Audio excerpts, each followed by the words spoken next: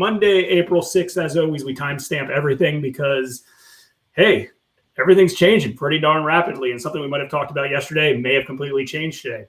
So good show ahead today. So we're going to jump into some updates that we found out related to some eviction filings and a few different setups related to a few different courts and how they're handling eviction filings. We'll probably talk a little bit about the PPP, the Paycheck Protection Program. If you have not already applied, you can do so now. Really, really crazy numbers out there right now. I was watching CNBC today, and I saw Bank of America had 177,000 applications already for $33 billion. So 10% of the money that was allocated for this program so far, it looks like, has come through Bank of America after a day. So pretty crazy on that. So most people we know have already kind of applied or have gone through the process. The interesting thing is I don't believe as of yet anyone's got money back yet. If you have, or if you have any new statuses related to this, feel free to hop on in the comments, or maybe we'll throw you on the show today. Curious your feedback, but definitely comment related to that because that's been interesting. You can go back to our Friday episode. That was a good one. It gives you a lot of information related to the Paycheck Protection Program. So we did a close to an hour show all related to that. So circle back to that. If you have not applied yet, the consensus is if you have a banking relationship or a small bank relationship, reach out to them first and try to go through them because they can just give you all this stuff. And if you don't, go to your local bank, or I'm sorry, any bank that you bank with, and do it that way.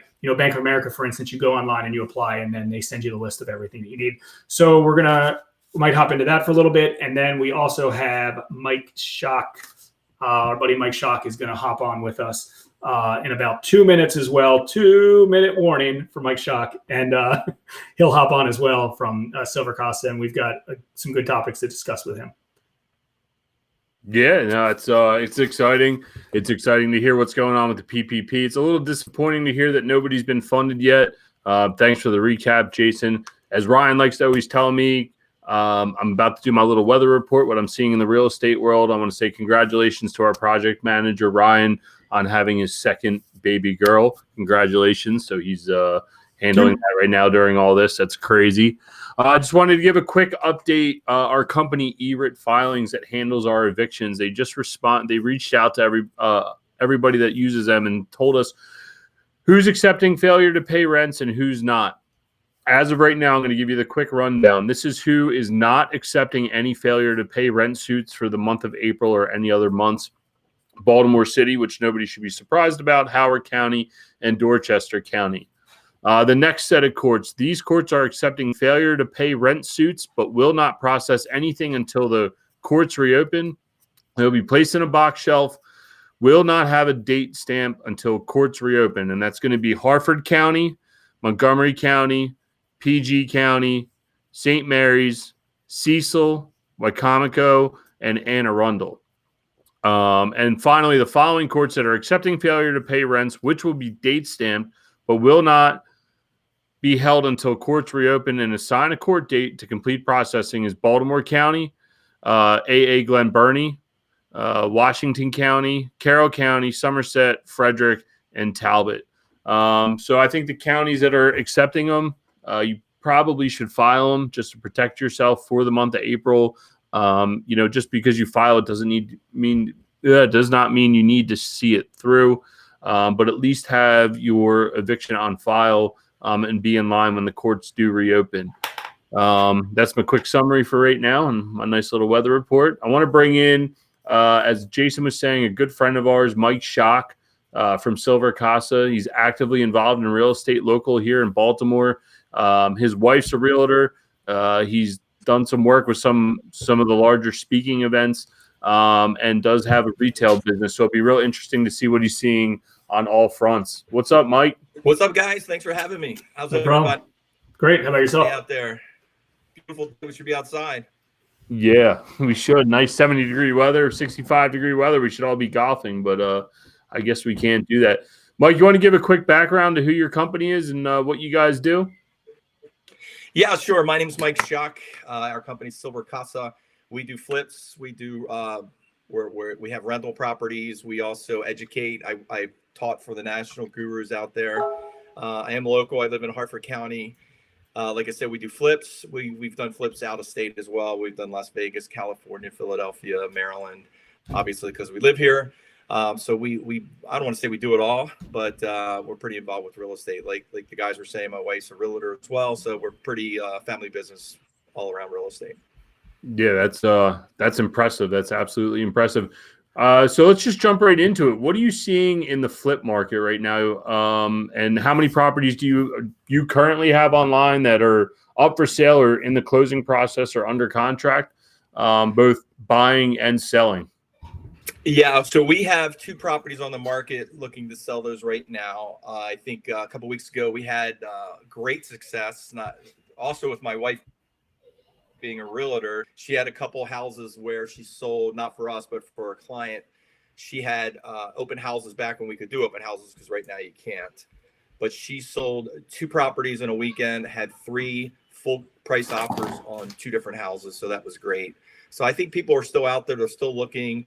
Are they scared to go in a house or apprehensive to go in a house? Sure. But people still need to move. They're still being relocated. The real estate world, from what I can see, is not really stopping. On the flip side, a lot of our, when we do our wholesaling, some people are a little bit apprehensive, maybe want to be a little bit lower on price, which I get. But the ultimate thing is I would start building your business now.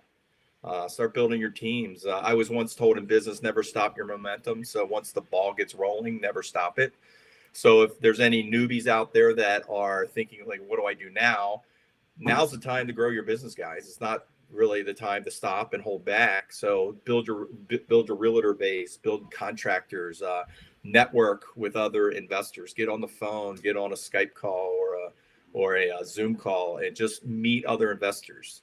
What we do now will dictate our future. Yeah, and I think you bring up a great point. You know, everybody always says, oh, where do I find contractors? Where do I find contractors? But now's a great time to go out and try to find someone. And even if you got a little bit of work at your house, and establish a relationship, because you know people are going to be hungry. Just a few weeks ago, it was impossible to find anyone because they could just go out and get work tomorrow, right? So I think you bring up a very interesting point with that. Well, do you see the consensus, and I believe so, that everybody is I don't want to say seasoned real estate investors, but just real estate investing as a whole is still very optimistic, and there's still deals to be had. People are proactively trying to find deals. Any deal that is out there, and again, like you said, someone might have been lowballing you, or someone's trying to get a cheaper price on a property, and rightfully so, I guess. But at the same time, you know, we're still seeing that pretty much every good deal still has a home. There's still an opportunity, and people still want to continue to buy real estate, no matter what, at least as of now. Yeah, what we're seeing is our lead generation is still coming in. People still want to buy their houses. Like I said, you know, the people still get relocated. If their job is relocating them, they have to move, so they need to sell their house. So the opportunities are still there. I know a lot of people are asking, like, when do you see, like, will it be a big fallout like 2008 where you have a lot of foreclosures? I think we all know that it's going to take some time. If Absolutely. it does go that route, it could be a year and a half, 2 years down the road where the opportunities will be like they were. I don't see that happening anytime soon. So we're still in the game. We're not backing down. There's opportunities out there now. So like we said, people still need to move. And yeah, I agree. And one thing that we've talked about a lot is any asset you buy, any property you buy, any loan that you lend on, whatever it is, there's a good time to buy no matter when it is, right? It could be going up, it could be going down, it could be staying stable. Every deal is completely different. You look at a deal and you say, hey, I'm going to buy it for $100,000. Is this a good price? And if you believe and you've done your due diligence and you know, you've done your research, you believe it's a good price, then absolutely do it. Could it be worth 90 tomorrow? Maybe. Could it be worth 80 tomorrow? Maybe. Could it be worth 110 tomorrow? Maybe. But the bottom line is, if you do your research and you have your contingency plan, if you can get moving quick on some of these things. Now, obviously, fix and flips might be a little bit harder because you want to get in and out of these quicker. But that being said, you know, I've talked to Ian a lot. Like, rental properties, great opportunity right now, because until you sell or trade that asset, it doesn't really matter how much built-in equity you have. Obviously, you want the most built-in equity as possible, but you buy it for $100,000 and you get $1,000 a month in rent. It does not matter if it's worth 90, 80, 70, 0 until you're ready to sell the darn thing. It just doesn't. So, True. You know, if you can get in and out of it, or you can get in on it, obviously you want to make sure you can get proper debt on it, longer term debt on it. But in general, if the deal works, it works. And a few shows ago, I talked about this trader that bought Marriott, a lot of stock of Marriott, and everyone was laughing at him. And he was like, I would have dreamed about Marriott at this stock price years ago. I've never had it at this price. This is the price I wanted at. Yeah, it might look like a fool because it might go down before it goes up again, but I'm a long-term player and long-term holder. And, to me, it makes sense. And financially, it works. Absolutely. Yeah. Now's the time to grow your business. And like I said earlier, start networking with people. I always think if you come from a place of service and want to help other people, that it'll just come back to you 10 times over. What yeah, and that actually brings up an interesting segue into is what you're still generating leads. So I'm assuming you're doing direct mail or you're doing web gen or SEO type stuff. Have you had to change your message at all, or is your discussion with sellers changed at all? Yes, it has. It has in a way that we'll give you a price right over the phone. We don't need to come see it. Obviously, as it gets a bit closer, we would like to put our eyes on it, get somebody out there.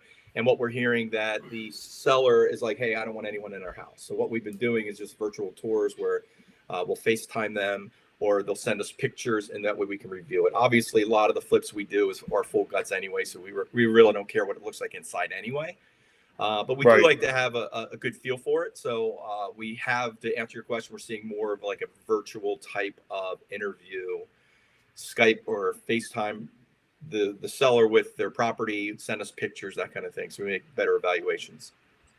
Yeah, that's pretty cool, because there's a lot of time wasted going out, and there's something. We're social beings, obviously. Me and you are. I'm ready to go back to Tootsie's, but the thing is that most of us are social beings, and it helps to be able to present in front of people. But it seems that every industry has gone to this online Zoom, Be Live, whatever it may be, to conference with people. I'd be interested to see if that sticks, or somebody utilizes that to grow a whole business out of it and say, look, I don't even need to come to your house. Just send me a video and I'll give you an offer over the phone. Yeah, absolutely. I'm curious to see where this whole business thing is going to take us in the future. Will most people be okay to go to a stadium with 60,000 people in it, or will they be more reserved?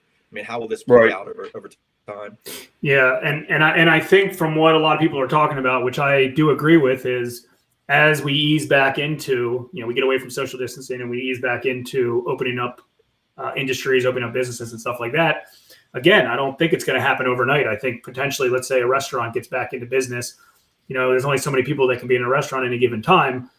On the other side of it, you have a 60,000 person stadium, which a ton of people, face to face, neck to neck, arm to arm.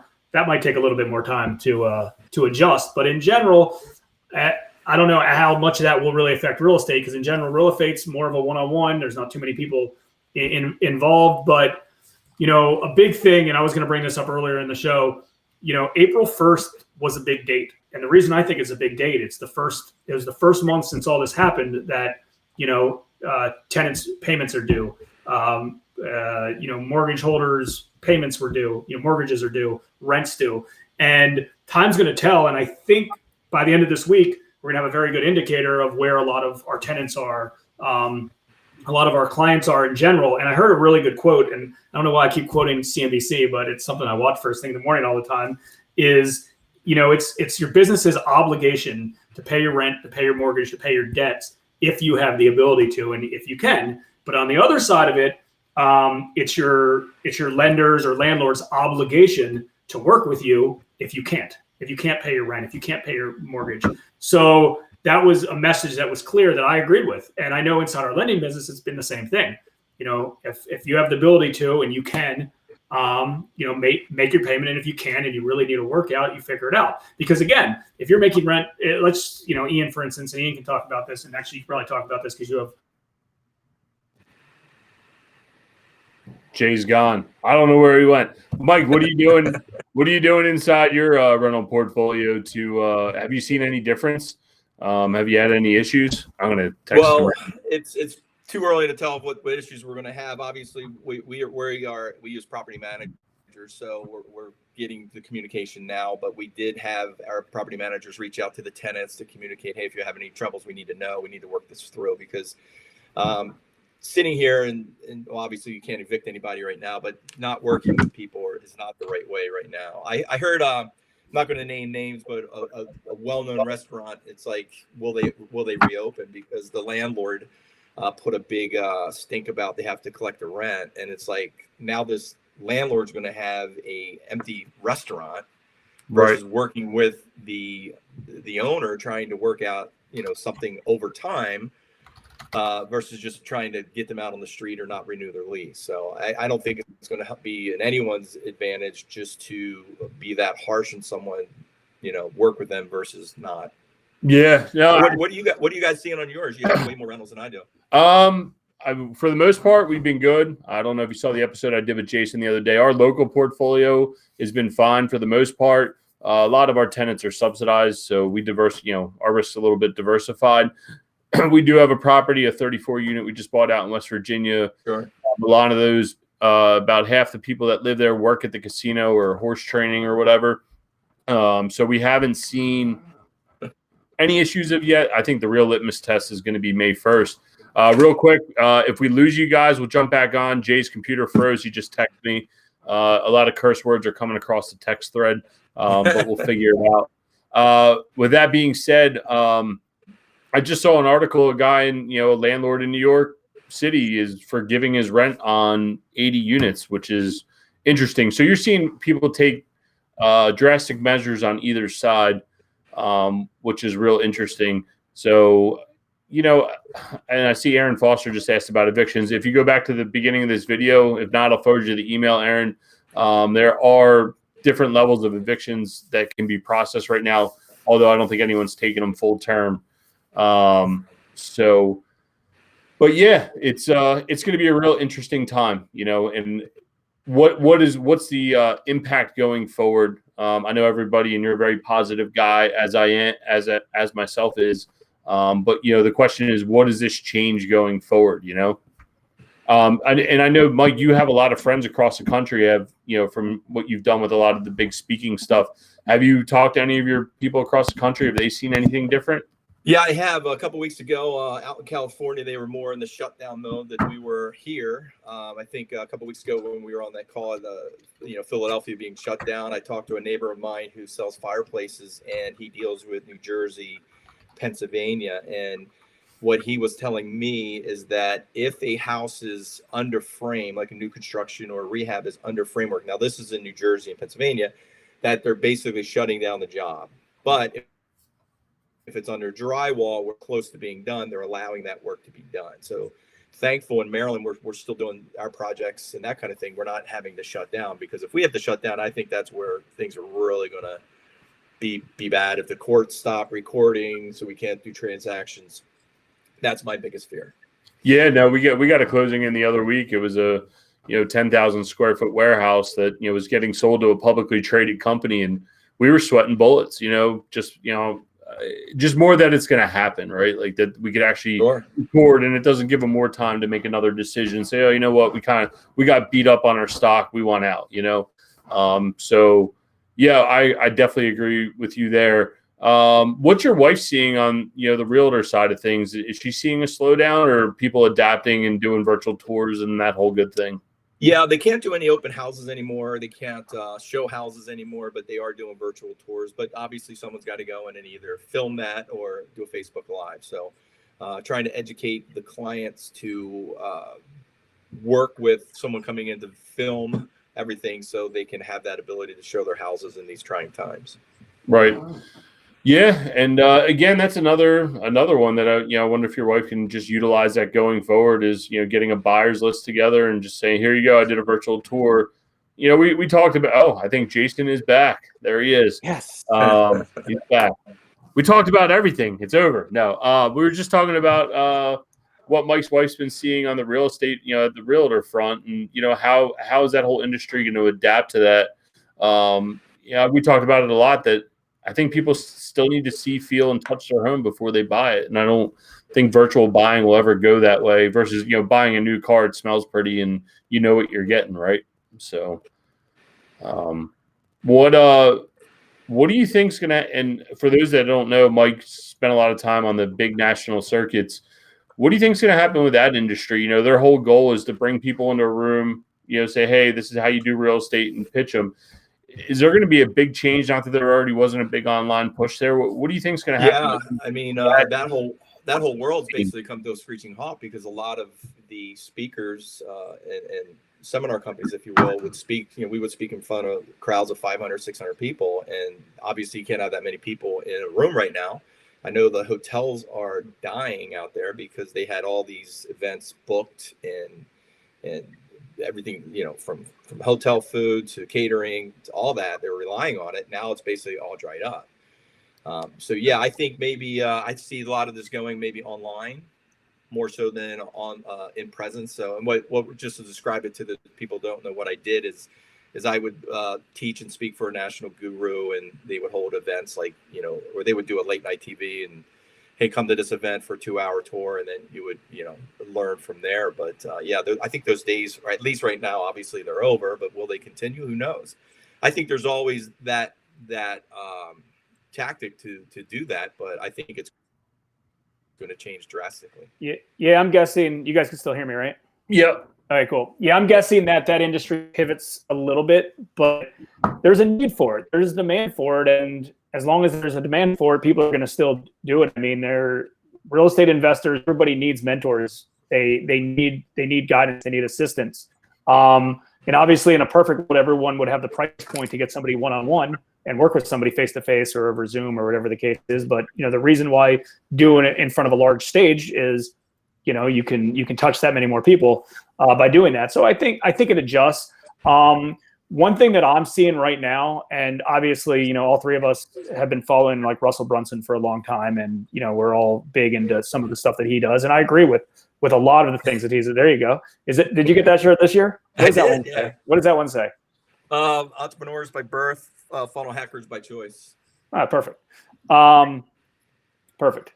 Yeah. So one of the things that I know he's kind of preaching now, and yeah, he's selling his book right now, and I get it, but a lot of the stuff that he comes out with, I agree with a lot of. But a big thing is just like during these times right now, provide value to people in need. I mean, this might not be the best time if you're in that space, the online sales or whatever space, in order to go out and try to get a quick buck from somebody. It's provide them value. This is a good time to get your following, because a lot of people probably are folding, especially in that space. If that's their whole game was in order to do large events or bus tours or whatever, they can't do it anymore. Then all of a sudden, they're kind of rebooting, or they're rethinking, or trying to figure it out.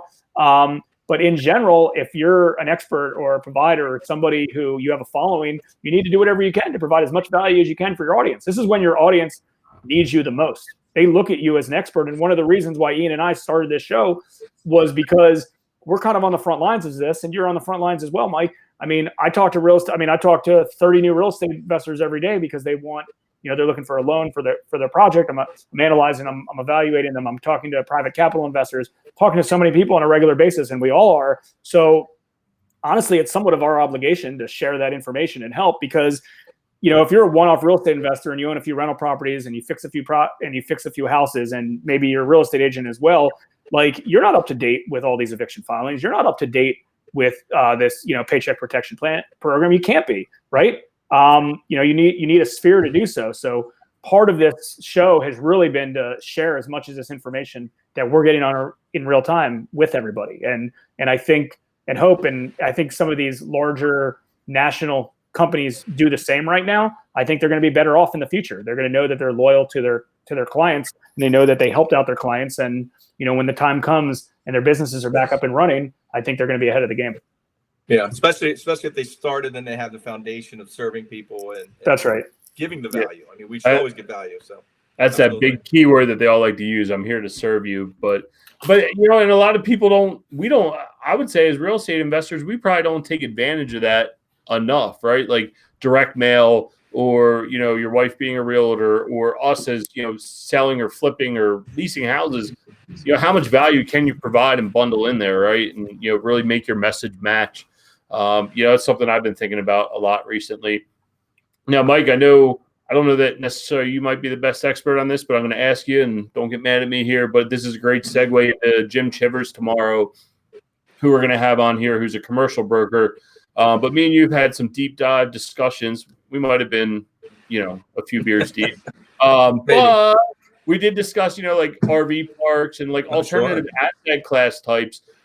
And I know you have a lot of friends in those industries just from what you've done. Has anybody been talking about that, or what do you see the future as like the alternative asset type classes going forward? Well, it's funny that you say that, because the history shows that a mobile home park or a mobile home community, however you want to phrase it, when the crash happened before, it really didn't affect that industry, because most of those workers worked at, let's say, a fast food joint. So if they're working at McDonald's and they get fired, they walk across to Kentucky Fried Chicken, get hired right away, because that labor pool is always needed there. But if restaurants are closed now and suddenly carry out, that could have a huge impact on that whole industry. Yeah. Those guys are definitely living paycheck by paycheck kind of thing. So it could have a different effect now than it had before, just because the place of employment where they would work is being affected right now. Yeah, I don't disagree with that. And then, it's the same thing people say with like self-storage or, industrial space or whatever it is. It's going to be real interesting to see. And I'm excited to talk to Jim tomorrow because, office complexes are going to get beat up, and, RV parks were popular. I know when we were talking about it, it's because older America can't afford housing stock anymore. And they're going to move into the mobile home park and saying, okay, I'm good with that. I don't need anything bigger than this right now. And that's probably why it's been so successful. So a lot of interesting stuff on the forefront. I keep saying it. So yeah, I think people buying RVs to drive around in might even rise, because it's their own environment versus, like we were talking the other day about Airbnbs. It's like, what's going to be the new standard of having to clean an Airbnb or a rental property or a hotel or any kind of vacation place? Right. I see a few comments have come in. Aaron Foster, and I don't know if your wife uses this, Mike, but he's saying 3D layouts on, you can get them from Fiverr. I know Matterport's the big one that you can do tours on. I heard a lot of people utilizing that. Roxanne Whitaker saying, I'm going to be a better agent because of this pandemic. And I think we're all going to be better, right? Like we can all, going forward, diversify against this in some way, shape, or form, or make our business better. Like we were talking before we jumped on here. You're saying, hey, my son's, building a funnel for one of our friends, are you going to be able to start a new business there? So. Yeah, I think the online opportunity right now, because everyone's home, is just going to be ginormous. Yeah, I mean, attention spans are available. Or is ginormous. Attention spans are available. Yeah. This is the time to do it. I mean, we talk about this every show, but the strong are going to survive, the weak are going to fold, and the ones in the middle, if you work your ass off and grind, you'll continue to be okay, because that's where it's about. And, real estate will work itself out. Obviously, there's going to be a new norm related to how real estate's bought and sold. If it doesn't get back to exactly normal. I know a lot of closings in general are getting done, everything in general. I mean, real estate's not shut down, and my guess is it's probably not going to get shut down any more than, it's not going to get any different than it is now, because, New York got hit the worst, and, there's still a lot of stuff. There's still a lot of action going on in New York City in general. Yes, we might, within the end of this week or next week, turn into what Philly did, where, construction's on hold for a short period of time. And when construction gets on hold, that's tough, obviously, for a lot of reasons. And hopefully it doesn't get to that. But again, it seems that within, if everyone can kind of hold on for another like 30 days or so, at least in the real estate investing industry, I'm not saying this for all the industries, but at least for the real estate industry, I think it's going to be fine. And then the next conversation is going to be, how does this impact all of us in the future, related to, what they're saying, 14% unemployment, past due mortgages, where does that happen in general? Like, I mean, I guess the good part is this was never really a banking crisis. The banks were liquid. The banks were lending. Good credit-worthy individuals were still getting loans. And if they weren't credit-worthy, they weren't getting loans. So it wasn't that they were just giving money away to everybody. I know FHA and VA, which seem to have the easiest credit requirements, have opened up their or have upped their credit score requirements to try to get a little bit higher quality client and borrower in general. So who knows? We'll see how that's affected. But as a whole, if you don't believe that you can buy, sell, trade, rent, lend real estate in any market, then you haven't prepared yourself the right way. There's always an opportunity, and I think everybody wanted to run so darn fast and it was kind of a big what contest of who could buy the most properties, who could have the most rentals, who could wholesale the most, who could lend out the most. Who cares? The easy answer is if you could do one deal a year and make as much money as you needed based on that one deal, then do that deal. You don't need to do anything else. So I don't think it's a volume game. I think, you do whatever deal you can get whatever deal works for your model, that works for your formula, you make the money you want on it, and you move on to the next one. Yeah, it's funny you say that because it's like we can speculate all we want, but I had a conversation with someone, I think yesterday, the day before, about universities, right? College kids are paying a lot of money to go to school right now, but all of a sudden now they're online learning. I don't want to say the same material, but why pay all this college tuition for board and all that when people might go straight online? But yeah. I believe the college experience is being there and living the life kind of thing, if you will. So there is that I agree portion, but think about it. I mean, if a college is charging 40, 50 grand a year, maybe a lot of people are saying, hey, I can save money and do it online. Who knows? Yeah. We don't know where it's going to go. Just interesting conversation. Cool. So Mike, any last words before we let you go? We appreciate you coming on. Yeah, just just keep a positive mindset. Like the guys were saying, you you just gotta, if the sky's not falling, how do you take advantage of the situation, and where will you be when you get out? So stay positive. Cool. Bye, Mike. We'll chat soon. Thanks, Mike. Bye, guys. Cool. Any last words that you got, Ian?